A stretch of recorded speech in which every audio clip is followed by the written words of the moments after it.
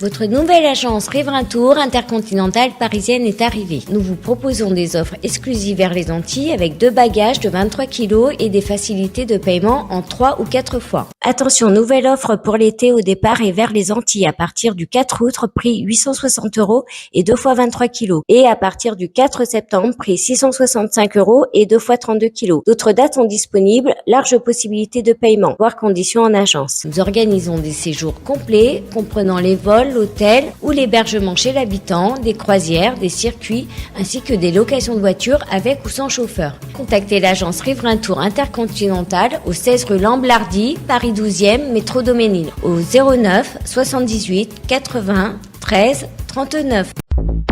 Guadeloupe, actualité. Il était attendu depuis plusieurs jours, le remaniement du gouvernement a été dévoilé il y a quelques heures. Jean-François Carenco laisse le siège de ministre délégué des Outre-mer au député Philippe Vigier, une fonction qu'il occupera pour la première fois. Avec cette nouvelle attribution, il reprend notamment le flambeau du comité interministériel des Outre-mer pour lequel il a déclaré s'atteler à la tâche avec énergie, enthousiasme et un regard nouveau. Lors du comité SIOM, qui s'est tenu le mercredi 18 juillet après plusieurs reports, la première ministre Elisabeth Borne a validé 72 mesures censées améliorer le quotidien des ultramarins. Pour le Parti social-écologie et le sénateur M. Victorin Lurel, ces mesures ne répondent pas clairement aux problématiques des ultramarins. Ils en attendent davantage. Xavier Lefort, préfet de la Guadeloupe, a réagi aujourd'hui aux mesures prévues au micro de Gérard Loiseau. Des mesures à caractère, je dirais, qui sont relativement faciles à mettre en œuvre, parce qu'elles ont un caractère réglementaire ou technique. Il s'agit de prendre un arrêté, je pense notamment aux mesures qui concernent la continuité territoriale. Et puis il y a d'autres mesures dont le calendrier est plus compliqué à déterminer, parce qu'elles sont de nature législative. Donc ça suppose qu'il y ait un débat au Parlement. Je pense notamment à l'octroi de mer. Il faut qu'il y ait des études préalables, il faut qu'il y ait une loi qui soit votée. Par exemple, sur l'octroi de mer, on est sur un calendrier au projet de loi de finances 2025. Mais le projet de loi de finances 2025, c'est demain, parce qu'il sera élaboré entre juin et septembre 2024. Voilà. Donc des mesures, il n'y a pas de priorité dans les 72 mesures, mais il y a un déploiement qui va se faire en fonction, je dirais, de la complexité ou de la nature du travail réglementaire ou législatif qui est nécessaire pour aboutir à la mise en œuvre de cette mesure. Je pense que les choses sont plus compliquées que ça. C'est pas simplement, on peut notamment parler du bouclier qualité-prix. Alors, vous savez que c'est une centaine d'articles sur lesquels on limite, on réduit l'augmentation des prix. Mais ça se réduit pas et ce serait trop simple. Je suis pas économiste, ce serait trop simple effectivement qu'on se limite au prix du caddie ou au prix du panier du ménager ou de la ménagère. C'est pas simplement limiter les prix, c'est savoir comment se constitue le prix et quelle est la chaîne de valeur. Il faut aussi pour mieux rémunérer les gens qui travaillent sur le territoire. Je l'ai pas cité tout à l'heure, mais il y a notamment parmi les mesures, il y a le renforcement des autorités de concurrence ici sur le territoire avec des moyens supplémentaires. Moi, s'il y a 3 priorités, mais elles se rejoignent ou elles convergent. C'est l'emploi, c'est trouver du travail outre-mer quand on est dans un territoire d'outre-mer.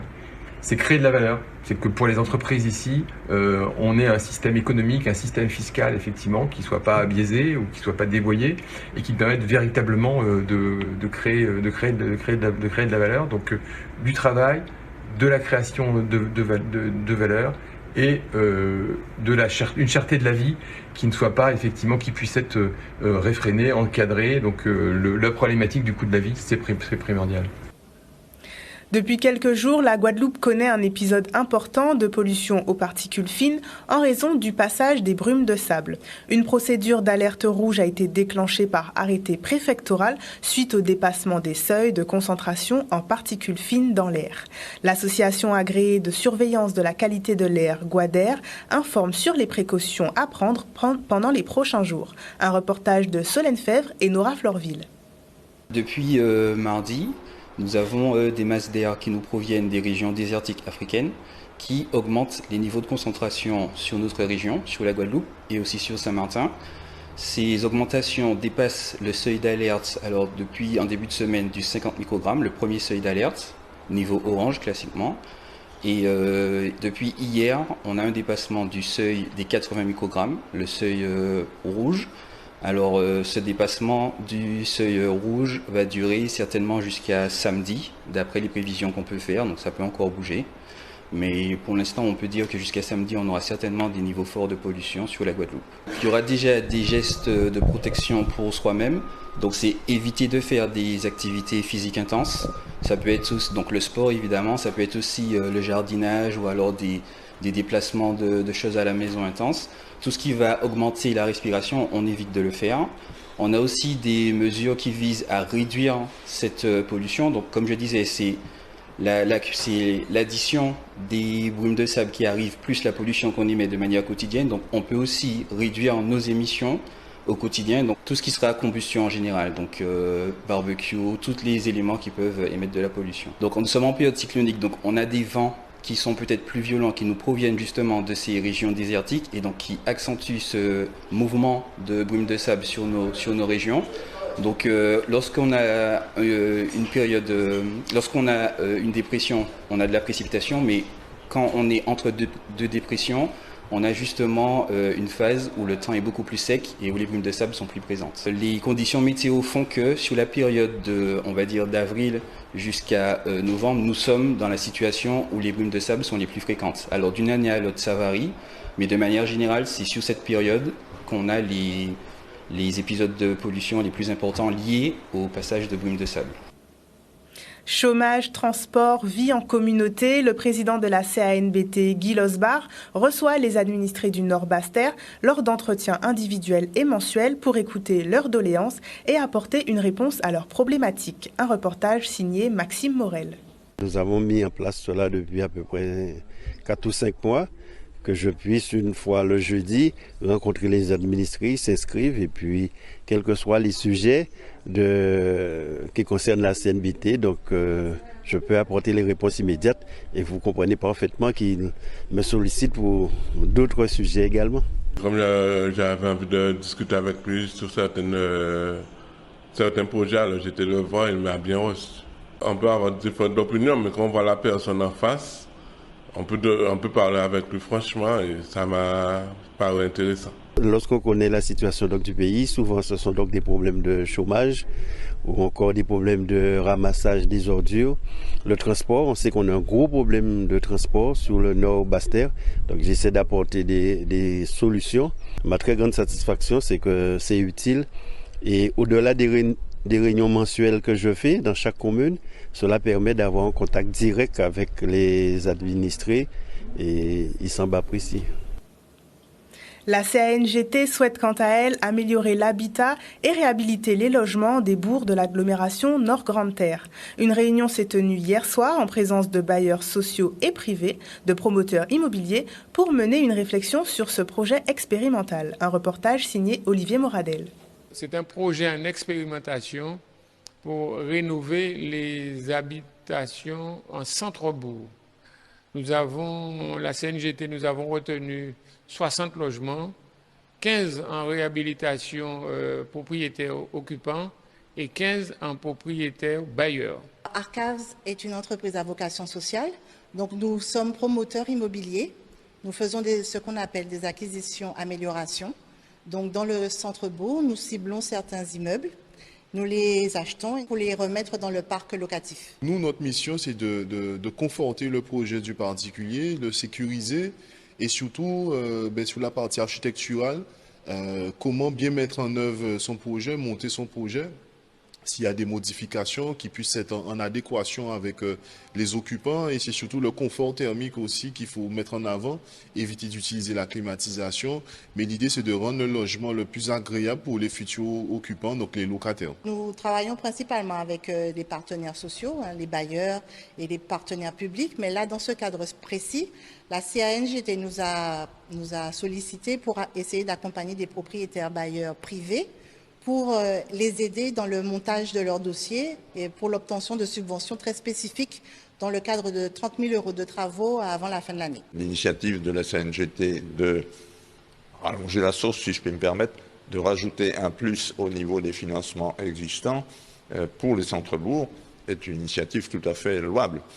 Donc la réunion de ce soir a bien mis en avant la multiplicité de tous les organismes qui interviennent. À travers cette opération, vous avez la subvention ANA, donc de l'Agence nationale de l'aide à l'habitat. Vous avez donc l'accompagnement du CANGT, l'accompagnement du conseil régional, du conseil départemental. Donc là, dans ce cadre précis, pour cette réunion d'aujourd'hui, ce sont les principales subventions. Il y a un accompagnement financier qui, au dire, semble un petit peu insuffisant, mais l'idée du projet, ce n'est pas de reconstruire une maison. C'est la réhabiliter, c'est-à-dire faire des travaux de rénovation. Mais il ne faudrait pas non plus que le bien soit dans un état catastrophique. Ce soir, nous recevons Monsieur Marius Dielna, directeur adjoint des affaires culturelles de la ville du Moule, qui organise le concours Le Moule a un incroyable talent, un concours qui aura lieu le 27 juillet à 19h à la salle Robert Loison. Bonsoir Monsieur Dielna. Bonsoir aux téléspectateurs de Canal 10. Alors dites-nous, comment est venue cette idée de concours de talent qu'on voit peu souvent en fait en Guadeloupe? En fait, c'est une idée qui est née il y a 3 ans. Lors de nos manifestations annuelles qui s'appellent DKM, Drive Kilti Moule. Et en sillonnant les quartiers sections du Moule, les jeunes nous disent oui, mais c'est bien de faire des manifestations, mais nous, on voudrait peut-être aussi participer à la fête patronale, monter sur le podium, pouvoir nous exprimer. Donc, donnez-nous cette chance. Et donc, de fil en aiguille, nous avons pu obtenir des subventions, des partenaires, et donc nous avons monté cette opération qui aboutit actuellement avec le groupe Urban Tempo et la participation de 5 jeunes qui ont été sélectionnés un peu partout dans le Moule. Très bien. Quel type de talents seront représentés le 27 juillet? Mais en fait, ce sont que des artistes, des chanteurs, des jeunes chanteurs. Donc, ils ont été préparés depuis 3 mois dans nos locaux au Centre culturel Robert Loison. Et ils sont accompagnés, encadrés par le groupe Urban Tempo de Jérôme Castry. Il y a Florence Napri qui a été aussi coach et Tricia Evry.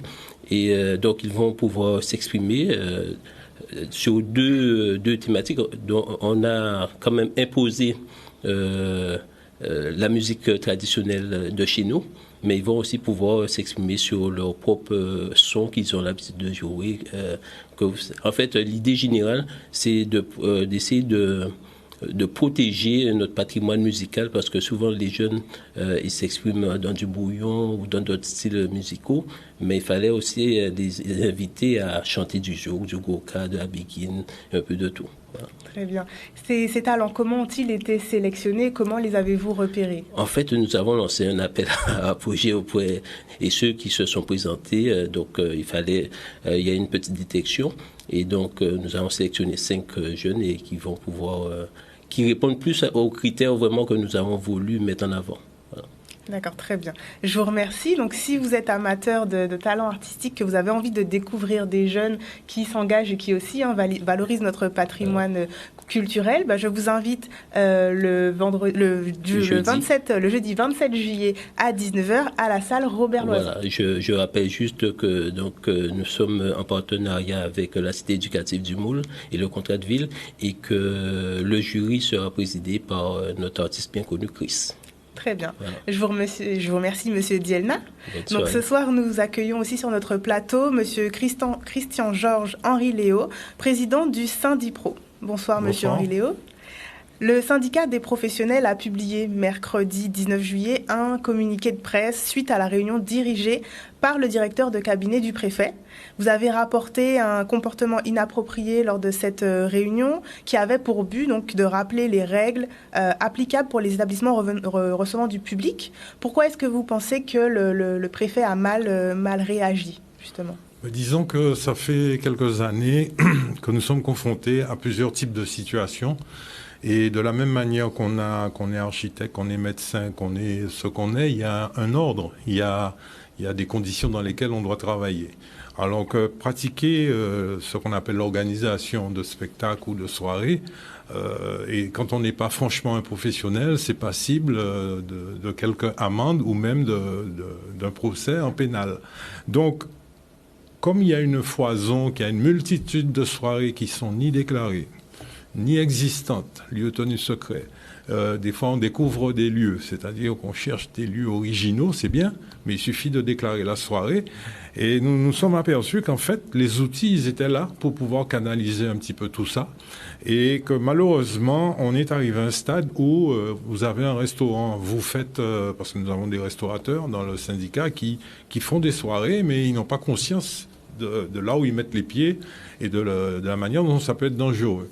La deuxième chose, c'est que nous avons constaté que depuis le mois de janvier, on est en moyenne, j'exagère un tout petit peu, mais on est en moyenne à 1 mort par semaine.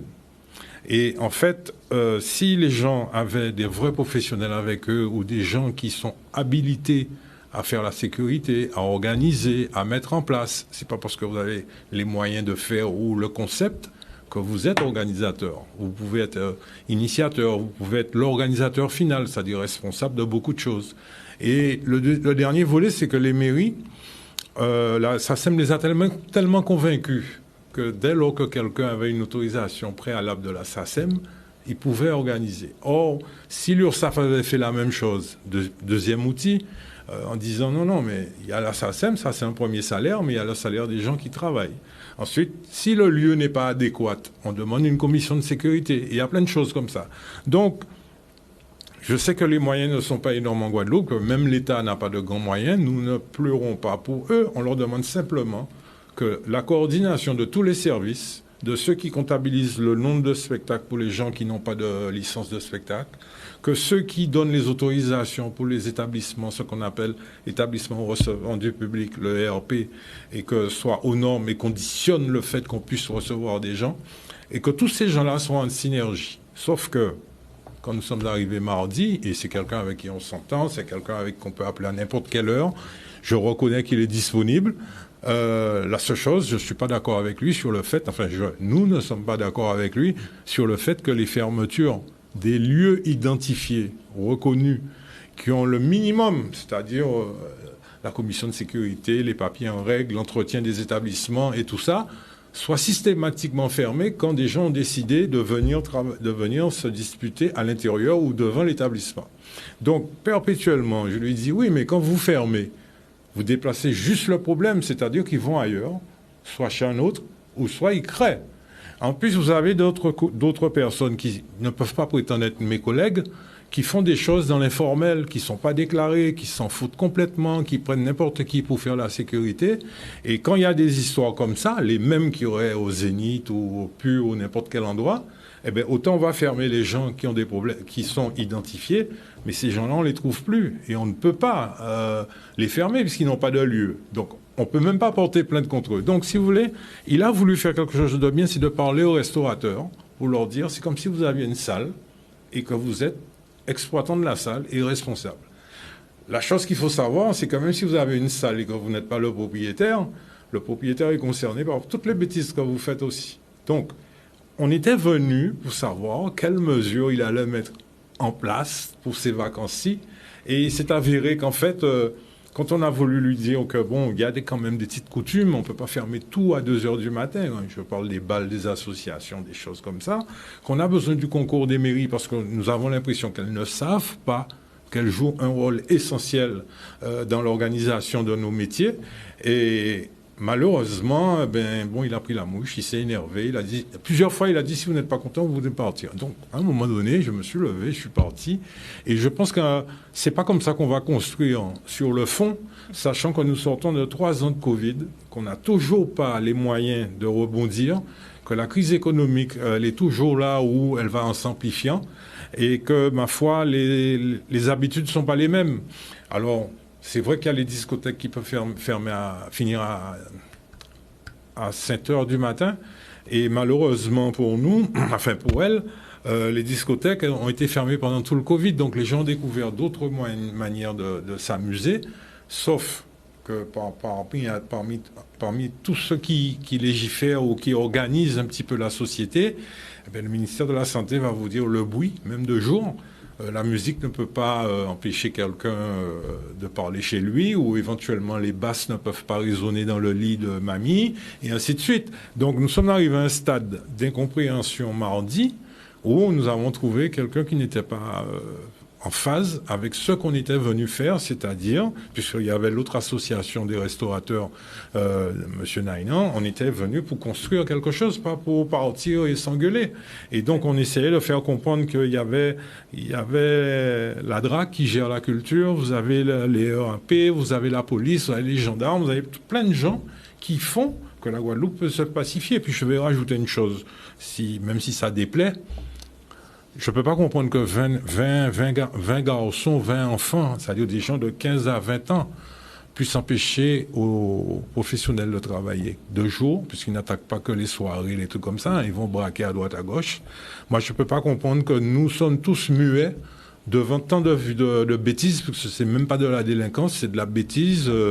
L'autre jour, quelqu'un se gare, ou se pète, on lui donne une balle. Donc je pense qu'à un moment donné, on va réveiller plein de choses. Et je pense qu'à un moment donné, il faut que l'autorité s'affirme et qu'on arrête d'accepter qu'on ne puisse pas travailler et qu'on soit inquiet, parce que c'est une vraie partie de poker. Très bien. Je vous remercie infiniment, Monsieur Henri Léo. Et tout de suite, nous concluons sur un petit sujet sport. Donc, après leur rencontre avec Sydney Govou, l'ancien joueur de l'Olympique lyonnais, les jeunes féminines de la Corsair Foot Academy reçoivent la visite de la joueuse professionnelle de football, Émilie Mavert. Échanges, conseils tactiques, motivation, elles ont pu bénéficier de la présence inestimable de la Guadeloupéenne pour s'inspirer de son parcours. Un reportage de Maxime Morel. Pour la première, la Corsair a fait un stage uniquement de filles. Donc on a vu depuis lundi, elles sont vachement motivées. Je pense que là, ce sera vraiment la cerise sur le gâteau. Enfin, c'est la cerise sur le gâteau de discuter, échanger et même de la voir là. C'était super important pour moi parce que en fait, moi j'ai pas eu ça quand j'étais plus jeune. J'ai jamais pu faire de camp 100% féminin. Donc c'est un peu pour moi une nouveauté comme pour elle. J'ai besoin de ces gens-là. Malheureusement, Laura Georges ou Wendy Renard ou toutes celles qui ont porté elles aussi assez haut les couleurs internationales, elles sont jamais dispo pour venir. Mais moi j'aimerais bien qu'elles s'impliquent aussi, qu'elles nous montrent qu'elles attendent la relève et que les filles elles aussi s'identifient à elles. Donc c'est pour ça que c'est important aujourd'hui qu'on ait des gens qui puissent être des références pour les filles que l'on a. Pour moi c'est une super opportunité en fait de pouvoir échanger et puis transmettre mon expérience et puis leur parler un peu de ce que j'ai vécu et leur expliquer que c'est tout à fait possible de venir de Guadeloupe, d'être né en Guadeloupe et puis de pouvoir partir à l'extérieur. Ah, c'est une professionnelle là. Ça nous inspire que même si on est d'une petite île comme la Guadeloupe, on peut aller plus loin.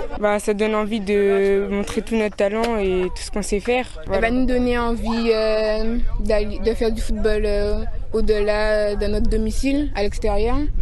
Et je suis très contente qu'elle soit venue. La plupart pensent qu'effectivement, c'est jouer en France, mais il y a d'autres alternatives pour être professionnel, donc je pense que ça va les motiver encore plus.